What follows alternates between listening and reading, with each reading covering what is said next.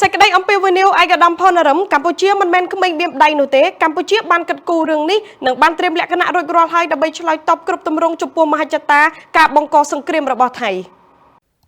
ឯកឧត្តមផនរឹមអ្នកនាំពាក្យក្រសួងសាធារណការនិងដឹកជញ្ជូនបានលើកឡើងតាមរយៈសំណេរនៅលើ Facebook របស់ឯកឧត្តមថាប៉ុន្មានថ្ងៃមកនេះឃើញកាសែតថៃដកស្រង់សម្ដីមន្ត្រីជាន់ខ្ពស់ថៃពាក់ព័ន្ធទៅនឹងការប្រមានបិទរាំងខ្ទប់ដំណើរនាវាដឹកទំនិញតាមផ្លូវសមុទ្រឆ្លងកាត់ឈូងសមុទ្រថៃចូលមកកាន់ប្រទេសកម្ពុជាដោយពួកទាំងនោះយកលេសផ្សេងៗយកសំអាងនៅក្នុងគោលដៅចិញ្ចឹមមហិច្ឆតាឈ្លានពានបង្កសង្គ្រាមពង្រីកចំនួនជាមួយកម្ពុជាមិនមែនក្មេងមានដៃនោះទេ